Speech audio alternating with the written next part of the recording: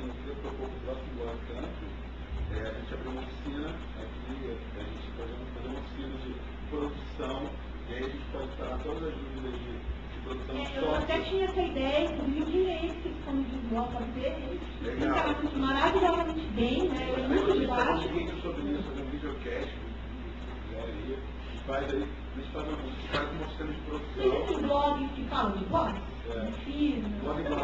Eu queria também ampliar um pouco mais o nosso papo para outras mídias, como TV indoor, como rádios corporativas, como uma cacetada de coisas. Não vai agora em São Paulo que proibiram lá o outdoor, as coisas de mídia externa.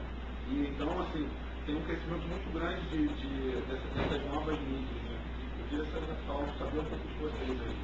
Então, eu agora estou fazendo jornalismo justamente porque eu tenho um interesse, eu vejo uma lacuna muito grande, eu enxergo o celular como uma mídia muito mal explorada. O que está acontecendo agora está começando a ter algumas iniciativas, podem ver que sempre na área de publicidade, é uma empresa, é sempre iniciativas corporativas, mas esse jornalismo mesmo,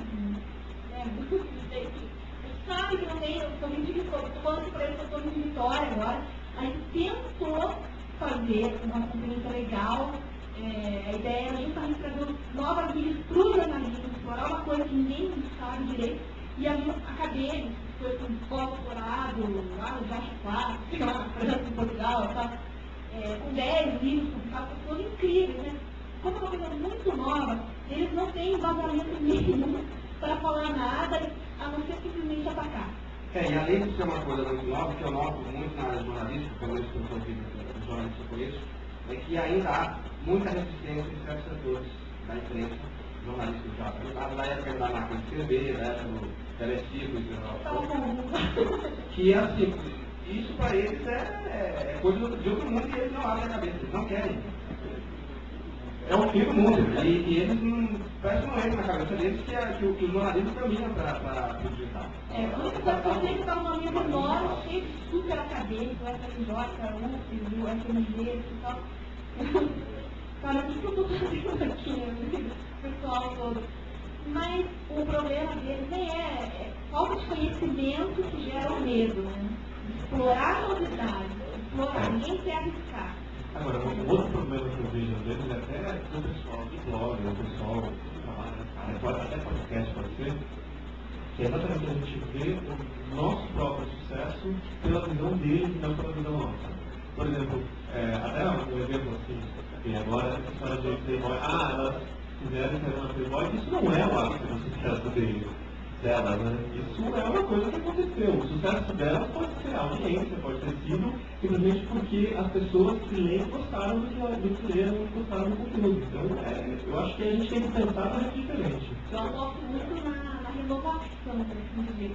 Eu vejo, faz que já vou falar, mais velhos não gostam, mais novos são mais inovadores, claro que isso não é regra geral, mas entre quem tem esse poder ou não, que são grandes veículos, que a gente já está mais acostumado, um professor de interior de São Paulo, nossa, eles dominaram assim, super acadêmico e tal, eu vi que eles sabiam que estava fazendo questão de mobilidade.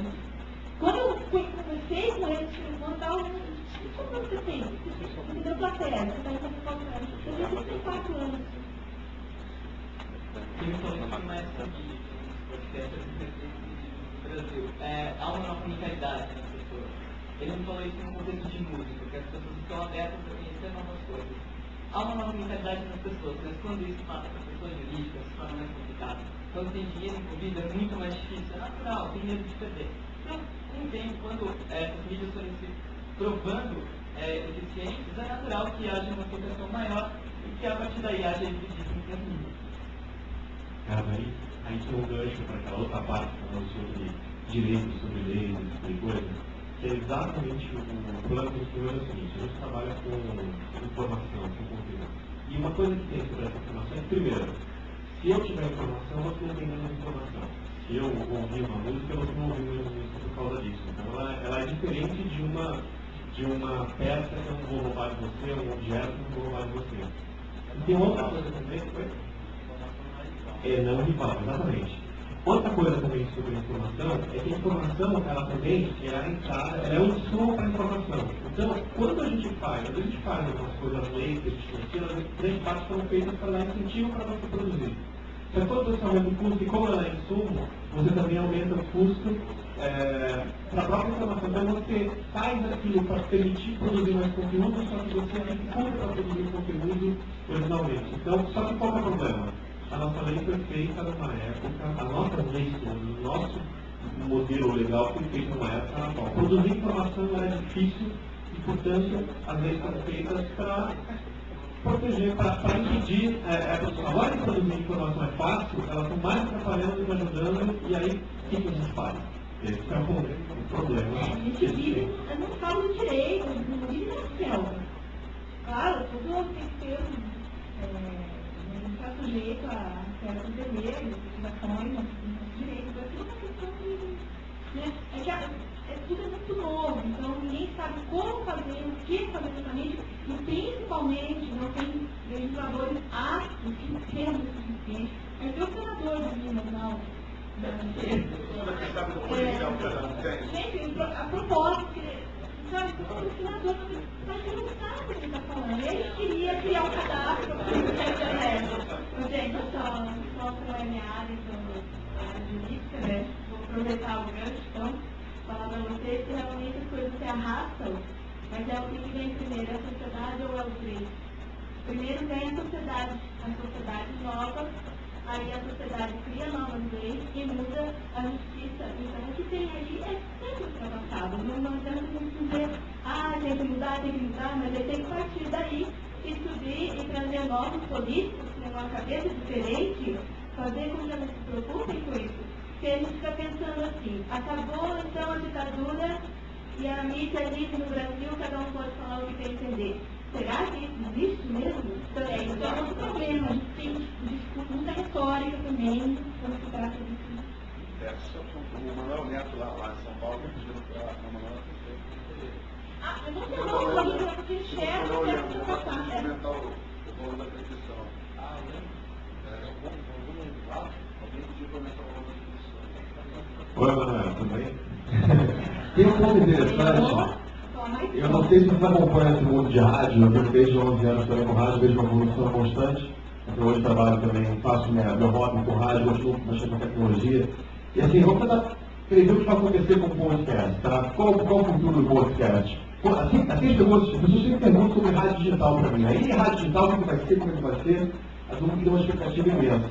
Então, nesse lado político, para quem não sabe como funciona a concessão de rádio, os políticos, né, foram adquirindo cada vez mais dial para eles e conseguem ganhar dinheiro, assim, milhões e milhões durante anos, tá? Então, se você vai arrendar uma rádio, por exemplo, o caso lá da Mix do Rio de Janeiro, onde trabalho, eles arrendam de um político por R$150 mil por mês, o cara fazendo nada, só que ele registrou naquela época como político o dial. Então, com rádio digital, você vai abrir mais horizontes, vão ter mais rádios para você ouvir, uma rádio para transmitir até 4 bandas diferentes, né? Só que é o seguinte, rádio digital no Brasil está para chegar, lá fora já está facilmente passando. E vem a internet por aí, a internet sem fio.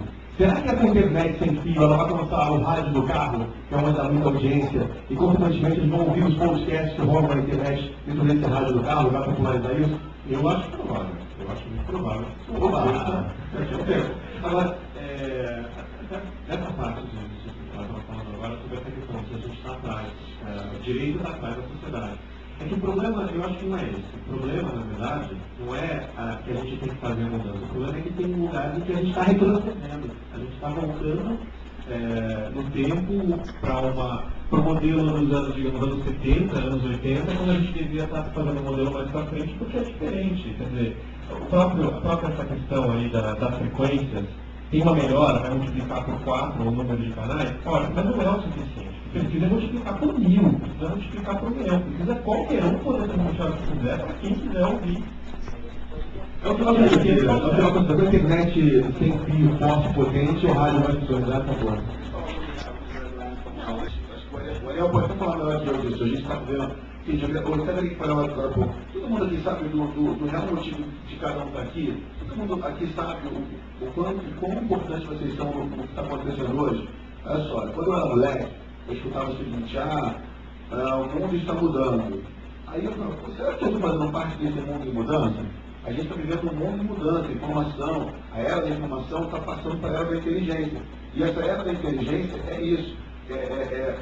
Não está muito falando de TV digital e rádio digital, o Visualógica já lançou a TV digital na própria internet. Mas daqui a pouco os rádios dos caras vão ter IPCs. Então lá no IPC você vai poder acessar o podcast da Bíblia, pode ser o podcast de todo mundo. Então, gente, sem ter essa servidor, sabe? Tem muita coisa legal para vir aí. Então, gente, acho que vale um exercício para cada um pensar na importância e em quanto você pode mudar o que está aí para frente. Então, melhorar, assim, organizar e tentar fazer sempre. Cuidar do seu tijolinho. Imagina que o tempo que você vê é um gigantesco castelo e que cada um aqui toma conta de um tijolinho. Se o nosso tijolinho estiver na merda, vai tudo cair daqui a pouco.